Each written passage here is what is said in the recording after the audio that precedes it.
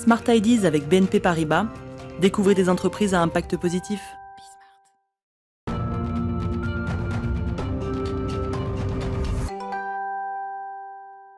Smart Ideas avec Benjamin Lannon, bonjour. Bonjour. Bienvenue, vous êtes l'un des fondateurs de Eathic. Quand et avec quelle idée l'avez-vous créé ?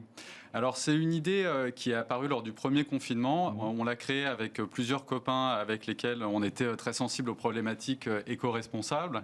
Et en fait, le constat qu'on a fait très rapidement, c'est que quand vous allez sur les plateformes de livraison de repas et que vous cherchez une nourriture végane ou végétarienne, vous allez tomber sur des résultats type Subway, prêt à manger, des choses qui ne sont pas du tout en fait en rapport avec ce que vous recherchez. C'est-à-dire que ces restaurants-là ne sont pas mis en valeur ou sont un peu noyés dans la masse, Exactement, c'est ça ? l'offre elle est quasiment inexistante et en discutant avec des restaurateurs végétariens ou véganes à Paris, on s'est rendu compte qu'il y avait un réel besoin et d'autant plus en période de pandémie où ils avaient des difficultés à trouver leur clientèle et leurs consommateurs. Ouais, donc vous faites partie de ceux, et il y a beaucoup de Français, on a battu des records, qui ont créé leur entreprise pendant cette année 2020. C'est quoi le modèle économique d'une appli comme la vôtre ? Alors le modèle économique, il est très simple. Il y a un système de commission qui est pris sur chaque repas qui est facturé au restaurateur et en plus vous avez des frais de service et des frais de livraison qui sont facturés au consommateur final. Ouais. C'est une dimension importante parce que je lisais il y a 2 jours un article sur des restaurateurs qui refusent de travailler avec les grandes enseignes de livraison parce que les commissions sont trop importantes. Et notamment pas mal de restaurants véganes ou végétariens qui disent on est noyé et 2 ça nous coûte trop cher. Finalement, ça ne nous rapporte plus grand-chose. Alors tout à fait, vous avez raison.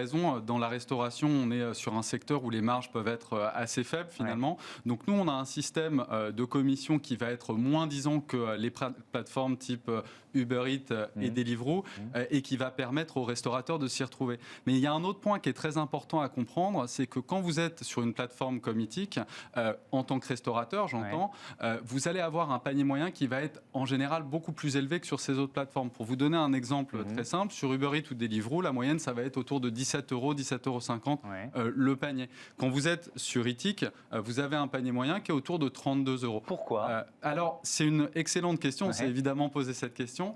Je pense qu'il y a 2 facteurs principalement. Le premier, c'est que la clientèle, les gens à qui on s'adresse, sont prêts à payer le juste prix pour leur repas, c'est-à-dire pour une alimentation qui est plus saine, qui va être plus durable et qui va aussi respecter un certain nombre de critères en termes d'approvisionnement auprès de fournisseurs locaux, en termes également de saisonnalité. Et ce qui fait que ces consommateurs, ils sont aussi prêts à dépenser une partie plus importante de leurs revenus pour mieux manger et pour soutenir les restaurateurs. C'est un cas important aussi, en tout cas dans les retours qu'on a. Alors pour l'instant, vous êtes disponible uniquement, enfin les restos qui sont inscrits sur votre plateforme sont parisiens ou Petite Couronne. Vous avez une vision plus nationale pour les mois à venir ? Alors tout à fait.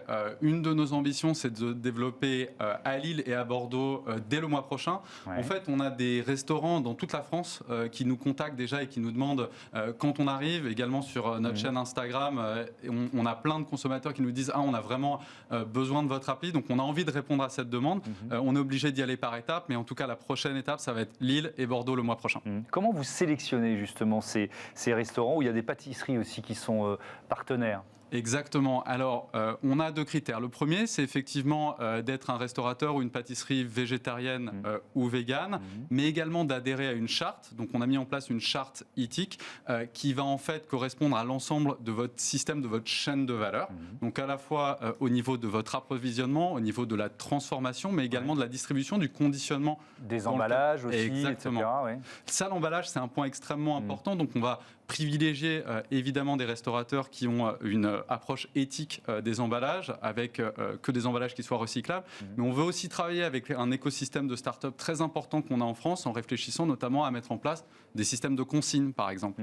Vous êtes au soutien finalement d'un secteur qui est en train de souffrir énormément ? Alors, c'est vrai qu'on a beaucoup de remerciements de la part des restaurateurs et ça fait chaud au cœur et ça fait vraiment plaisir si on peut apporter notre pierre à l'édifice.